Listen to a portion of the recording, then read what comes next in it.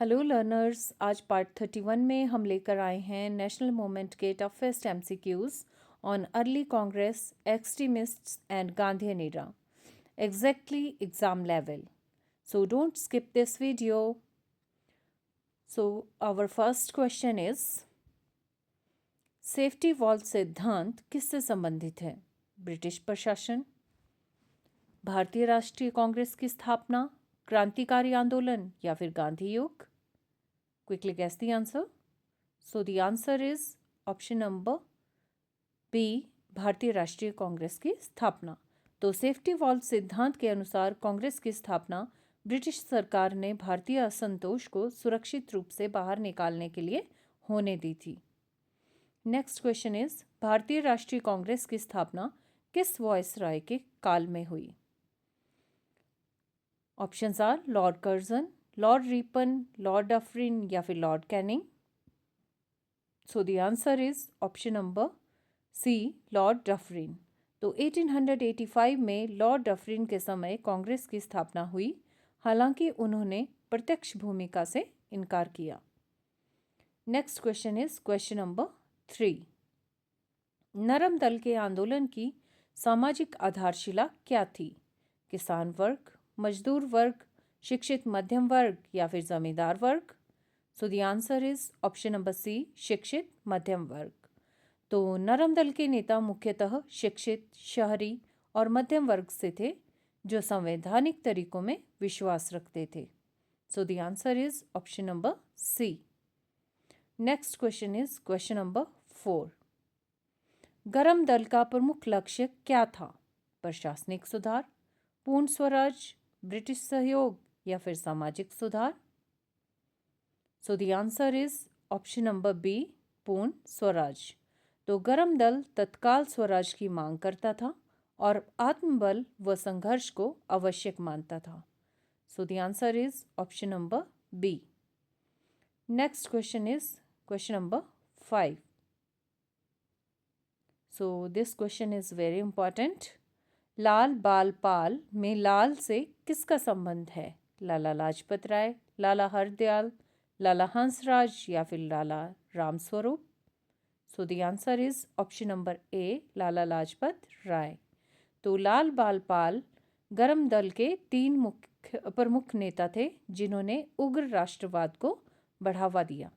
So the answer is option number A. Next question is, Gandhi ji ने दक्षिण Africa में सत्याग्रह का प्रयोग सबसे पहले किस कारण किया? भूमि कर, नस्लीय भेदभाव, मजदूरी कानून या फिर धार्मिक कर? So the answer is option number B, नस्लीय भेदभाव. तो गांधी जी ने भारतीयों के साथ हो रहे नस्लीय भेदभाव के विरोध में सत्याग्रह का प्रयोग किया. So the answer is option number B, नस्लीय भेदभाव. क्वेश्चन नंबर 7 इज, खिलाफत आंदोलन का प्रमुख उद्देश्य क्या था? भारतीय स्वतंत्रता, तुर्की खलीफा की रक्षा, सामाजिक सुधार या फिर भूमि सुधार? Quickly guess the answer. So the answer is option number B, तुर्की खलीफा की रक्षा. तो यह आंदोलन प्रथम विश्व युद्ध के बाद खलीफा की सत्ता बचाने के लिए चलाया गया था. So the answer is option number B. Now we are on question number 8. So question number 8 is, Gandhi ji के नेतृत्व में कांग्रेस का संगठनात्मक पुनर्गठन किस अधिवेशन में हुआ? लखनऊ अधिवेशन, कलकत्ता अधिवेशन, नागपुर अधिवेशन या फिर कराची अधिवेशन? Quickly guess the answer. So the answer is option number C, Nagpur अधिवेशन. तो 1920 में नागपुर अधिवेशन में कांग्रेस को जन आधारित संगठन बनाया गया. So the answer is option number C. Next question is, Gandhi ji का ट्रस्टीशिप सिद्धांत किस विचार पर आधारित था? समाजवाद, पूंजीवाद, नैतिक अर्थव्यवस्था या फिर साम्यवाद? So the answer is option number C, नैतिक अर्थव्यवस्था. तो गांधी जी का मानना था कि पूंजीपति समाज की संपत्ति के ट्रस्टी हैं, मालिक नहीं. So the answer is option number C, नैतिक अर्थव्यवस्था.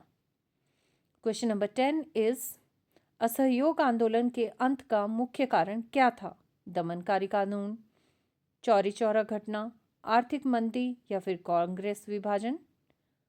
सो the answer is option number B, Chauri Chaura घटना।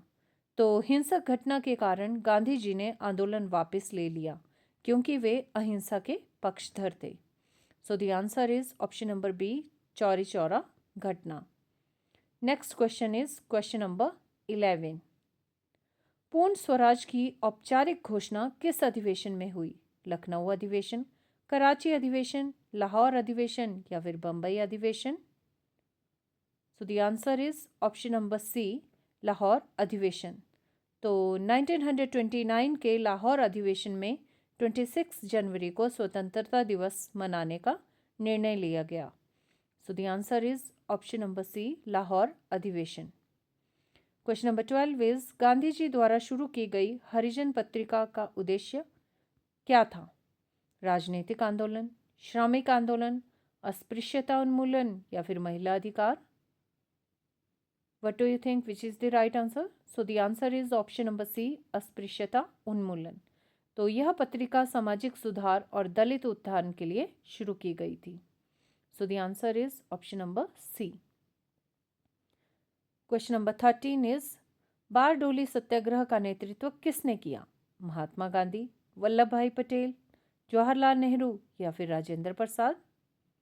आई नो सबको लग रहा होगा महात्मा गांधी होगा, but the right answer is option number B, Vallabh bhai Patel.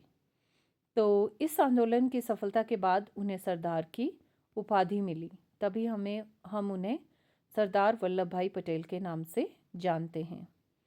Next question is question number 14। Gandhi ji के अनुसार सत्याग्रह का मूल तत्व क्या है? शक्ति प्रयोग, कानून उल्लंघन, सत्य और अहिंसा या फिर जन दबाव?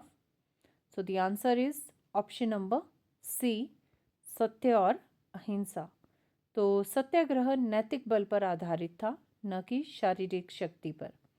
So the answer is option number C, सत्य और अहिंसा। क्वेश्चन नंबर 15 इज स्वदेशी आंदोलन का मुख्य उद्देश्य क्या था? औद्योगिक विकास, विदेशी वस्तुओं का बहिष्कार, राजनीतिक सत्ता या फिर कर सुधार? So the answer is option number B, विदेशी वस्तुओं का बहिष्कार। तो बंगाल विभाजन के विरोध में स्वदेशी आंदोलन शुरू हुआ। So the answer is option number B, विदेशी वस्तुओं का बहिष्कार। Next question is question number 16। Gandhi युग को राष्ट्रीय आंदोलन का कौन सा स्वरूप माना जाता है? अभिजात आंदोलन, जन आंदोलन, क्रांतिकारी आंदोलन या फिर संवैधानिक आंदोलन?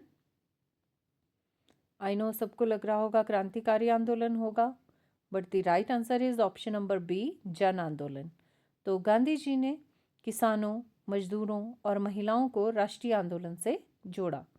So the answer is option number B. Question number 17 is Bharat छोड़ो आंदोलन किस वर्ष शुरू हुआ? Options are 1939, 1940, 1942 या फिर 1945. So the answer is option number C, 1942. तो द्वितीय विश्व युद्ध के दौरान यह आंदोलन ब्रिटिश शासन के विरुद्ध अंतिम जन आंदोलन था। So the answer is option number C. Question number 18 is प्रारंभिक कांग्रेस की राजनीतिक मांगे किस प्रकृति की थी? क्रांतिकारी, उग्र, संवैधानिक या फिर समाजवादी? So the answer is option number C, संवैधानिक। तो प्रारंभिक कांग्रेस सुधारों को शांतिपूर्ण और कानूनी तरीकों से प्राप्त करना चाहती थी। So the answer is option number C, संवैधानिक। Next question is question number 19। Gandhi ji ने सविनय अवज्ञा आंदोलन की शुरुआत किस प्रतीक से की? विदेशी कपड़ा जलाना, नमक कानून का उल्लंघन, कर न देना या फिर स्कूल बहिष्कार? So the answer is option number B, नमक कानून का उल्लंघन। तो दांडी मार्च जो कि 1930 में हुआ था, इस आंदोलन का प्रतीक बना। So the answer is option number B, नमक कानून का उल्लंघन। Now we are on the last question, that is question number 20। राष्ट्रीय आंदोलन में एक्सट्रीमिस्ट्स की सबसे बड़ी विशेषता क्या थी? संवैधानिक विश्वास, ब्रिटिश सहयोग, आत्मनिर्भरता और संघर्ष या फिर सामाजिक सुधार? So the answer is option number C, आत्मनिर्भरता और संघर्ष। तो एक्सट्रीमिस्ट्स ने आत्मबल, स्वदेशी और बहिष्कार पर जोर दिया।